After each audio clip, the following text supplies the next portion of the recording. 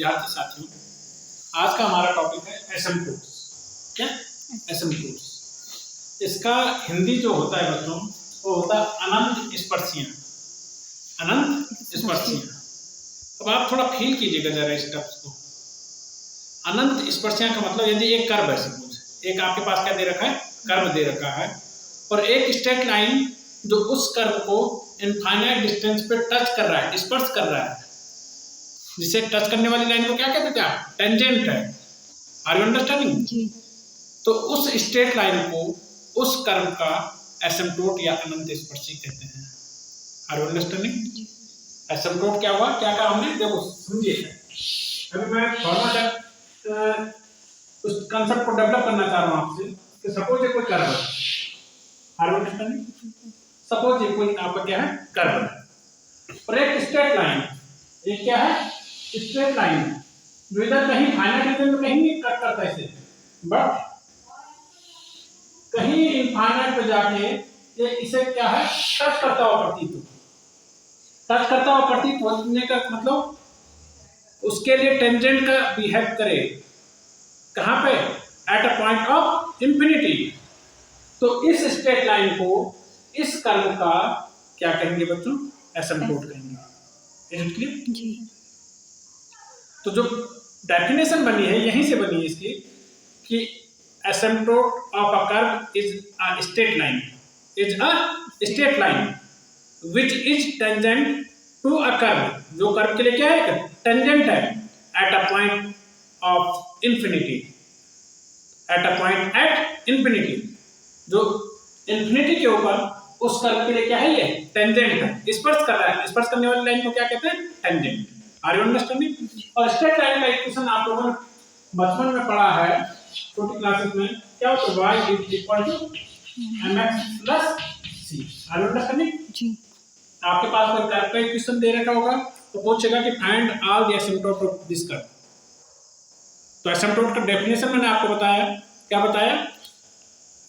an asymptote of a curve is a straight line, is a straight line which is tangent to a curve at a point at infinity. Is it clear? जी sir. इसे लिखने की जरूरत तो नहीं है। अब straight line है ये, आप एसिम्प्टोट क्या होगा? स्ट्रेट लाइन में स्ट्रेट लाइन का इक्वेशन ये होता है y is equal to mx plus c। इसका मतलब यदि मुझे m का वैल्यू मिल जाए और c का वैल्यू मिल जाए, मैं इसे इस इक्वेशन में रखूंगा, मुझे क्या मिल जाएगा? स्ट्रेट लाइन मिल जाएगा। स्ट्रेट लाइन मिलने का मतलब एसिम्प्टोट मिल जाएगा उसका। Are you understanding? जी सर। तो कुल मिला के एसिम्प्टोट के लिए मुझे दो चीजों की जरूरत होगी। किस चीज की? m और c। Are you understanding?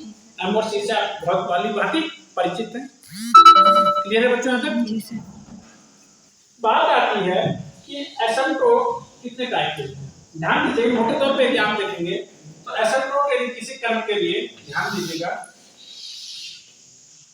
कोई भी कर्व दिया है, सपोज ये कोई कर्व है, तो क्या क्या हो सकते हैं? देखो, एक एसिम्प्टोट ऐसा हो सकता है, ये एक्स एक्सिस है आपका, अरे ठीक है जी सर, आपका क्या है, वाई एक्सिस। ऐसा हो सकता है कि एक एसिम्प्टोट इस कर्व के लिए एक्स एक्स के क्या हो, पैरेलल हो। Is it clear? जी। दूसरा एसिम्प्टोट ऐसा हो सकता है कि कहीं पे y एक्सिस के क्या हो, पैरेलल हो। Is it clear? जी। ये पॉसिबिलिटी है, जरूरी नहीं कि हो। और तीसरा ऐसा हो सकता है जो ये आप ऐसे दिखाते हैं, उसे कहते हैं ऑब्लिक एसिम्प्टोट। क्या कहते हैं? ऑब्लिक। तो ओवरऑल यदि आप देखेंगे तो ओवरऑल आपको दो टाइप के एसिम्प्टोट दिखेंगे। पहला है parallel, parallel to axes, parallel to axes, इसमें दोनों आ जाएंगे, एक्स और वाई एक्सेस के जो क्या होंगे, पैरेलल होंगे। और दूसरा क्या होगा, ऑब्लिक डोमेन। दूसरा एसिम्प्टोट क्या होगा, ऑब्लिक एसिम्प्टोट। ठीक है बच्चों यहाँ तक? जी सर। कोई डाउट है तो बता दीजिए। अब कैसे पैरेलल एसिम्प्टोट निकालते हैं, कैसे ऑब्लिक एसिम्प्टोट निकालते हैं, ये चीजें हम डिस्कस करेंगे। Is it clear? जी sir.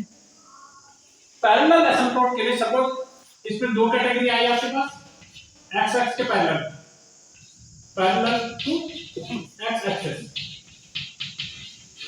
Is it clear? Parallel to x axis. उसके लिए आपको क्या करना है, जो कर्व दिया हुआ है, जो इक्वेशन दे रखी है, उसमें जो x की सबसे बड़ी पावर है, जो x की क्या है सबसे बड़ी पावर है, उसका कॉफिशिएंट किसके बराबर रखना है? 0 के बराबर। यदि वो 0 के बराबर पॉसिबल है तो आप कहेंगे कि जो वैल्यू आई है वो उसका क्या है? एसिम्प्टोट है। यदि सपोज कोई इक्वेशन इस तरीके से x power 4 - 2xy + y², suppose कह रहा हूं मैं a²। Is it clear? जी सर। यहाँ x की सबसे बड़ी पावर क्या है? 4। इसका कोएफिशिएंट कितना है? 1। कोएफिशिएंट माने गुणांक, इसके मल्टीप्लाई किस चीज का है? 1 का है। क्या यदि मैं इस कोएफिशिएंट को 1 को क्या 0 के बराबर हो सकता है? हो सकता है भाई? नहीं हो सकता। नहीं हो सकता। 1 के नॉट इक्वल टू 0। इसका मतलब इस कर्व के लिए x के पैरेलल कोई एसिम्प्टोट नहीं होगा। Are you understanding? जी सर। इसी प्रकार से पैरेलल टू y एक्सिस निकालेंगे तो उसमें कुछ नहीं करना। y की जो सबसे बड़ी पावर है, y की जो सबसे बड़ी पावर है उसका कोएफिशिएंट 0 के बराबर पुट करेंगे आप। Is it clear? जी। यदि वो वैल्यू, वो कोएफिशिएंट 0 के बराबर पॉसिबल नहीं है तो इसका मतलब y एक्स के पैरेलल कोई एसिम्प्टोट नहीं है। Is it clear? जी सर। ये तो दोनों बहुत साधारण थे। जो मेन है, जो मेन प्रोसेस है, अब आती है बात, जो मेन है ऑब्लिक एसिम्प्टोट। किसके बाद आ गई? Oblique asymptote.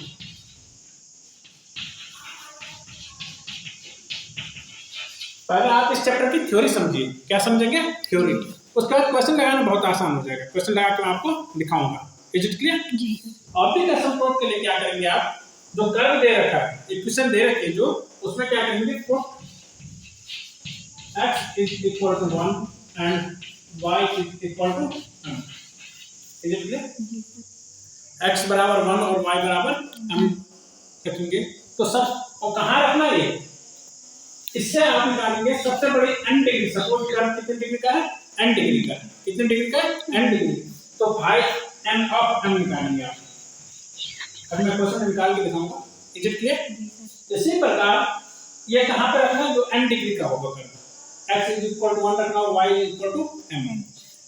उस इसके बाद 1 डिग्री कम यानी n - 1 ऑफ m निकालेंगे। उसमें x is equal to 1 और y is equal to m रखेंगे। Is it clear? जी। ऐसे सब निकालते चलेंगे और जब ये सब निकाल लेंगे उसके बाद पुट n ऑफ m, इसे इसके बराबर रखेंगे बच्चों 0 के बराबर।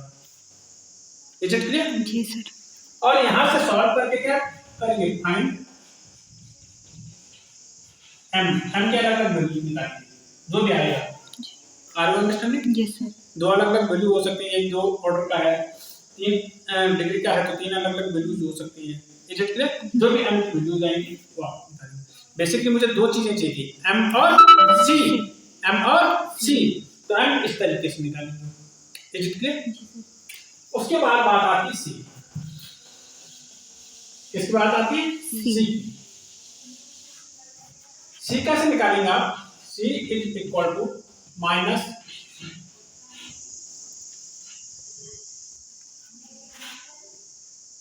y